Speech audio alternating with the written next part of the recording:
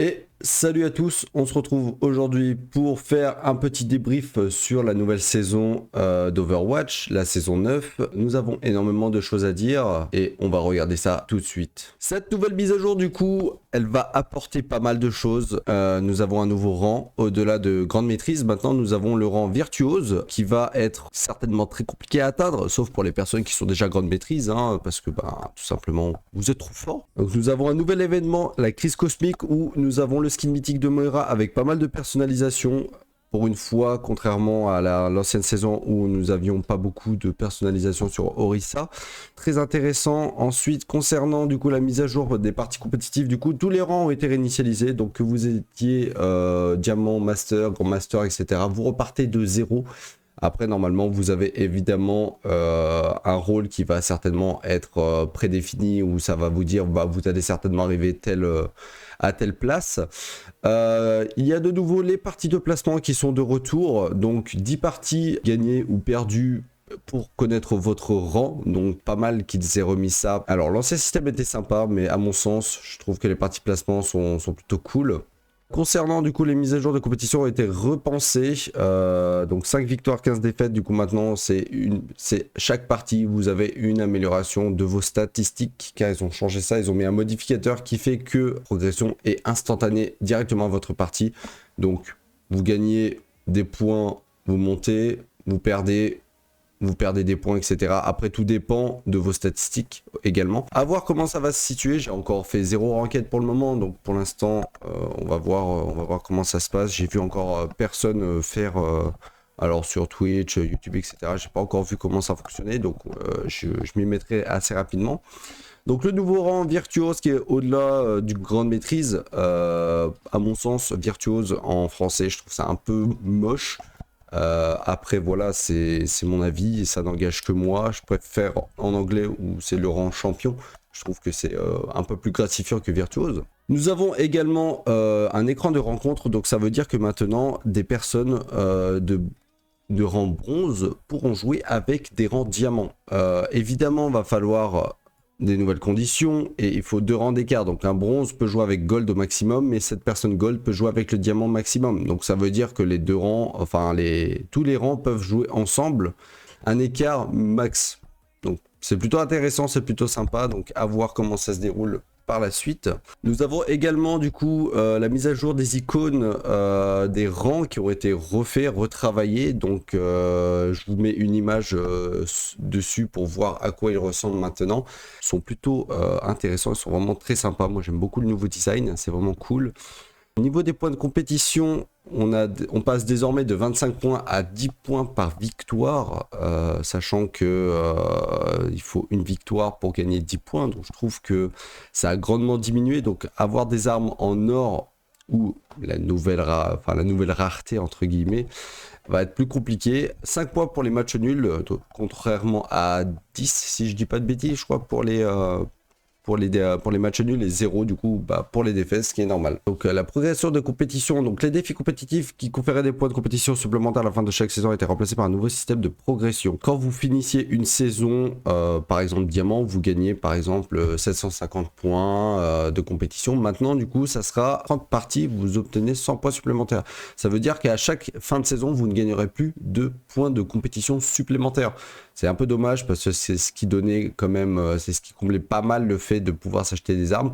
Concernant le MMR, du coup, la cote d'association interne de ces rangs ont été ajustée. Il a même été réduit. Plus le rang est élevé, plus la décote est importante. Tout simplement. Alors je fais cette petite voix off tout simplement pour vous dire que j'ai totalement dit de la merde. En fait, la décotation, c'est simplement que plus vous êtes haut et moins vous allez perdre de rang pour que la moyenne soit atteinte. Tout simplement, si vous êtes master, vous allez finir platine, voire diamant, pour tout simplement éviter une grosse décotation. Voilà, bisous. Donc le MMR a été uniformisé pour tendre vers la moyenne, sachant que la moyenne est hors 3. Alors je trouve que hors 3 est une moyenne assez basse. Or est un rang assez compliqué à jouer en ranked.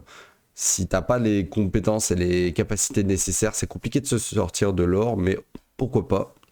De nouveaux défis compétitifs les défis compétitifs ont été supprimés. Les récompenses de la progression des parties compétitives sont désormais affichées. Donc nous avons des nouveaux titres à pourvoir à la fin de chaque saison. Donc donc de nouveaux titres seront octroyés à la fin de saison, c'est-à-dire héros de rang diamant, héros de rang grande maîtrise, des choses comme ça. Une mise à jour générale sur le système de progression visuelle, nouveau badge, personnage et de mode de jeu commence au niveau 500. Un nouveau système de progression a été ajouté, ainsi que de nouveaux visuels. Donc les nouveaux badges de personnages et de mode de jeu commencent au niveau 500. Donc ça veut dire si vous êtes plus de niveau 500, vous pourrez avoir des nouveaux badges de niveau. Et le niveau de progression commence au niveau 2500, donc ça veut dire qu'à partir de 2500, vous pourrez avoir des nouveaux badges également. Ensuite, nous avons des nouveaux réticules qui ont été ajoutés. Donc nous avons le carré, l'encadré, la ligne, le 3 branches et atténuation. Donc pourquoi pas, et des nouveaux réticules aussi, le cercle, carré, triangle, croix, cœur. Après, je sais pas si vous utilisez forcément un petit réticule personnalisé, mais en tout cas voilà, vous pourrez diversifier un peu plus vos réticules. Nous avons également un nouvel équilibrage des personnages. Tout simplement, les projectiles seront plus gros et iront plus vite. Exemple, tresseur, faucheur, les projectiles auront 0,5 m supplémentaires pour leurs projectiles, donc ça veut dire que les projectiles seront plus gros, ainsi que pour Cassidy, soldat, enfin tout ce qui est hit scan, ça va être un peu plus gros, donc les Hanzo et compagnie. 0,5 m pour les projectiles de temps avec une cadence de tir élevée, donc chopper, ramatra, etc. 10 mètres pour les projectiles de temps de trajet, donc l'arbre de destruction de Zenyatta. Donc nous avons également des Hanzo et compagnie, donc 10 mètres par seconde, donc ça fait 0,10 mètres par seconde, donc c'est la taille des projectiles toujours. 0,15 pour les projectiles avec temps de trajet comme Pharah. Et les très gros projectiles dont la base de taille dépasse les 0,5, donc le javelot d'énergie, etc., ne sont pas concernés par les augmentations. Ça veut dire que tout ce qui est frappe de feu comme Reinhardt, le javelot d'Orisa, tout ça ne sont pas touchés. Nous avons également des nouvelles vies combinées pour les héros, donc les personnages entre 150 et 175 PV gagnent 25 supplémentaires, 25 HP supplémentaires, donc Tracer va passer à 175, Widow repasse à 200, les choses comme ça. Les personnages entre 200 et 300 HP gagnent 50 HP supplémentaires, donc Soldier, Bastion, etc. passent à 250, de 200 à 250 HP, et Bastion passe de 300 à 350 HP, et tous les tanks passent on va dire Chopper de 600 à 675 voire 700 HP, donc gros up de tous les personnages de manière générale. Les charges d'ulti sont toutes augmentées de 10%, donc ça va être plutôt intéressant parce que qui dit plus d'HP dit forcément besoin de plus de temps de recharge, enfin plus de temps de charge, parce que sinon ça va être trop facile de charger les ultimates. Nous avons également du coup tous les personnages qui régénèrent 20 points de vie après 5 secondes sans subir de dégâts, et c'est 20 points de vie par seconde. Je trouve ça un peu énorme, mais bon. Donc c'est à voir comment ça se passe.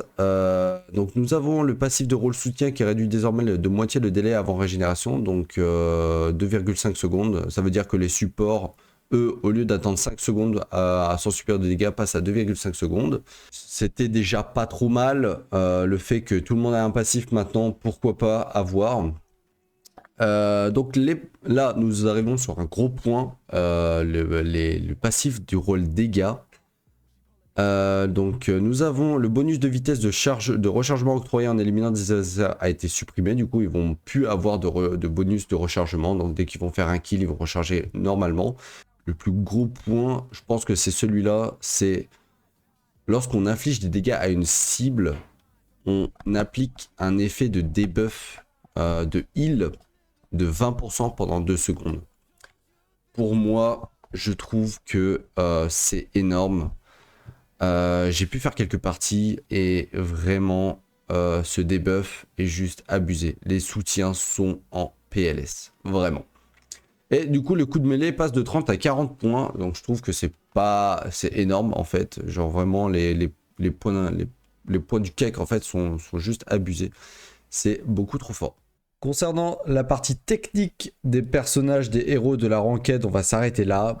Pour pouvoir parler plus en détail des améliorations, des buffs, des nerfs, des héros. On va faire ça dans une prochaine vidéo. Du coup, je vous fais des gros bisous. Portez-vous bien et on se retrouve dans une prochaine vidéo.